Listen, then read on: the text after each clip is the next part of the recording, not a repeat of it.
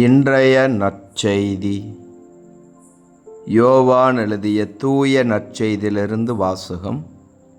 ஆண்டவரே, மாட்சி உமக்கே. 13ஆம் அதிகாரம், இறை வார்த்தைகள் 16 முதல் 20 முடிய. அக்காலத்தில் சீடர்களின் பாதங்களை கழுவிய பின் இயேசு அவர்களுக்கு கூறியது: பணியாளர் தலைவரை விட பெரியவர் அல்ல, தூது அனுப்பப்பட்டவரும் அவரை அனுப்பியவரை விட பெரியவர் அல்ல என உறுதியாக உங்களுக்கு சொல்கிறேன்.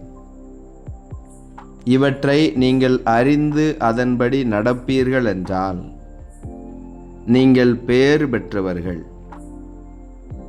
உங்கள் அனைவரையும் பற்றி நான் பேசவில்லை. நான் தேர்ந்து கொண்டவர்கள் யார் என எனக்கு தெரியும். எனினும் என்னோடு உண்பவனே என்மேல் பாய்ந்தான் என்னும் மறைநூல் வாக்கு நிறைவேறியாக வேண்டும்.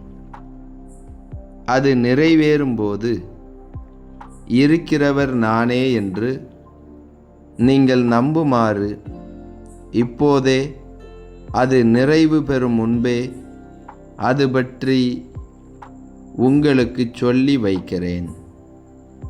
நான் அனுப்புகிறவரை ஏற்றுக்கொள்பவர் என்னையே ஏற்றுக்கொள்கிறார்.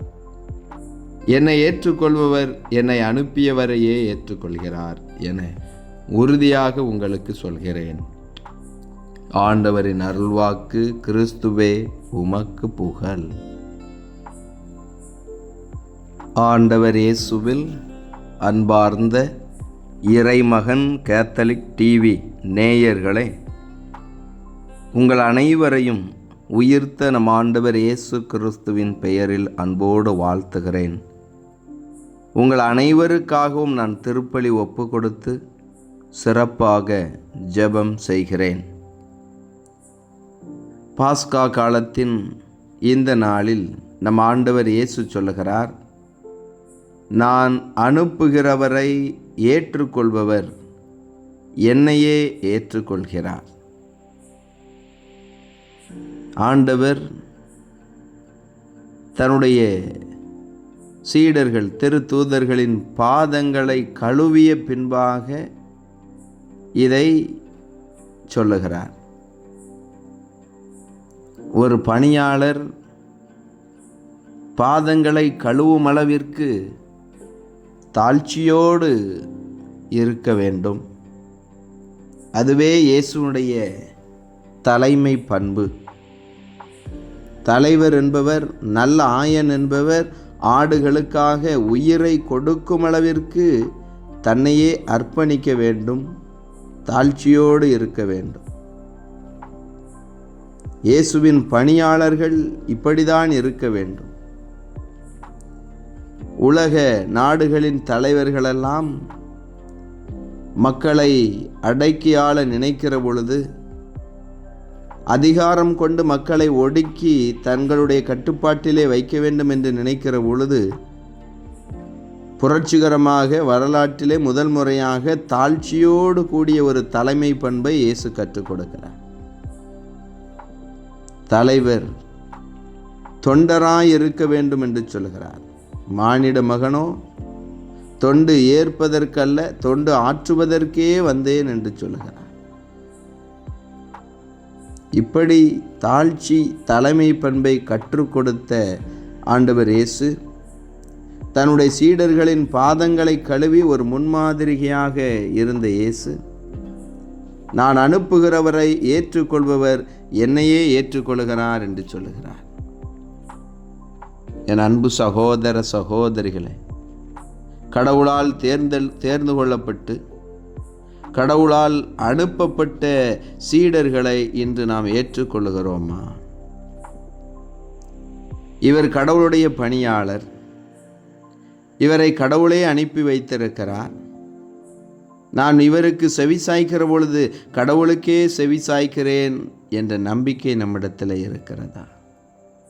பல நேரங்களிலே நாம் கடவுளுடைய பணியாளர்களை இவர் கடவுளால் அனுப்பப்பட்டவர் என்று ஏற்றுக்கொள்ள முடியாமல் இருக்கிறோம்.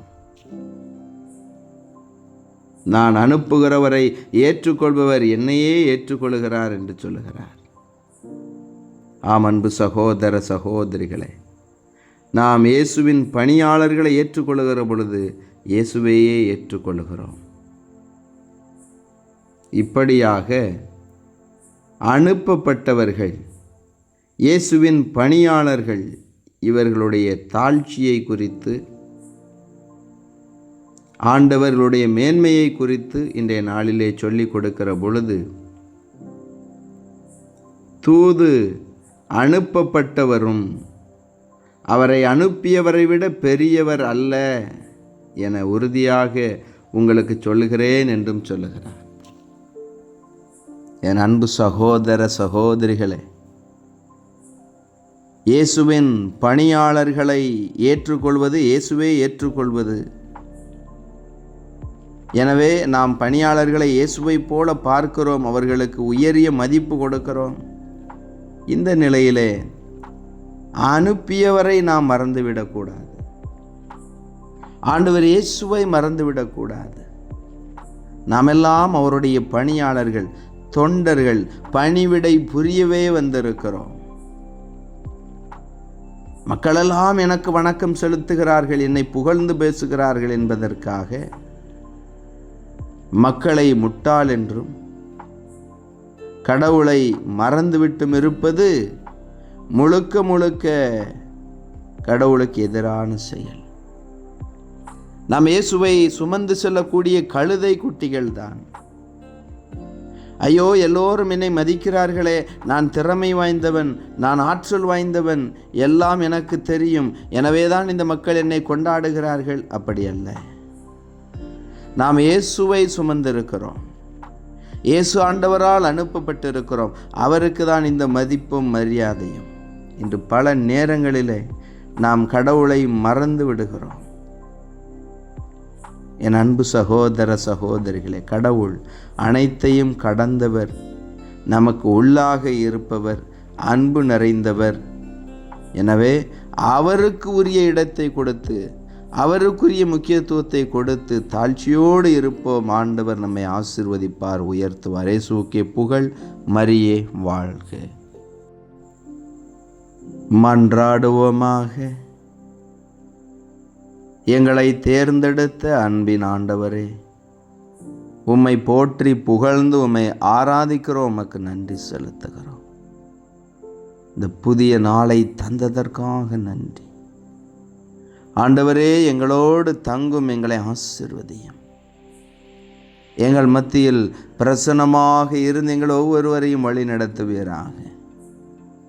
இயேசுவே எங்கள் மீட்பரே, இதோ இந்த நாளிலும் கூட தங்களுடைய திருமண நாளை, பிறந்த நாளை கொண்டாடக்கூடிய ஒவ்வொருவரையும் உம்முடைய திருக்கரத்திலே அர்ப்பணிக்கிறேன். நீரே இந்த பிள்ளைகளை உம்முடைய ஞானத்தினால் நிரப்பி ஆசீர்வதிப்பீராக.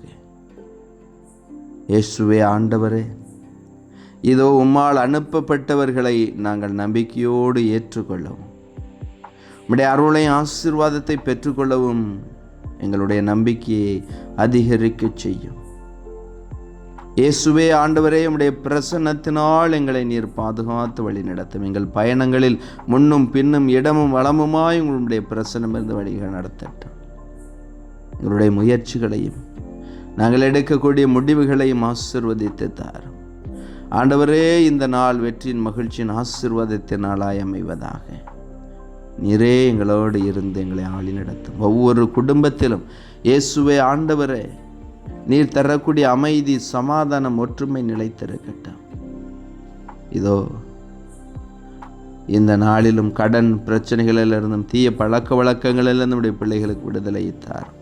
இயேசுவே ஆண்டவரே, இந்த ஜெப வேளையில் இணைந்து ஜெபித்து கொண்டிருக்கூடிய ஒவ்வொருடைய கண்ணீரையும் துடைத்தருளும். ஒவ்வொருடைய உள்ளத்தின் விருப்பங்கள் உம்முடைய திருவிழத்தின்படி நிறைவேற்றி தாரும். ஆண்டவரே இயேசுவே, இதோ இந்த நாளிலும் முத்தரிக்க நிலையில் ஏற்கூடிய ஆன்மாக்களை ஒப்பு கொடுத்து ஜெபிக்கிறேன். நீரே மன்னித்து உம்முடைய விண்ணக பேரின்பு வீட்டிலே சேர்த்து கொள்ளுவீராக. இயேசுவே ஆண்டவரே, உம்முடைய பிரசன்னத்தினால் எங்களை நீர் நிரப்பும். உம்முடைய அன்பினால் எங்களை நிரப்புவீராக. ஆண்டவரே, உமக்கு உகந்த பணியாளர்களாக இருக்கவும், உம்மையே தலைவராக ஏற்றுக்கொண்டு உமக்கு கீழ்ப்படிந்து இருக்கவும் எங்கள் ஒவ்வொருவரையும் நீரே ஆசீர்வதித்து கரம் பிடித்து வழி நடத்த வேண்டும் என்று உம்மை மன்றாடுகிறோம். ஆமேன்.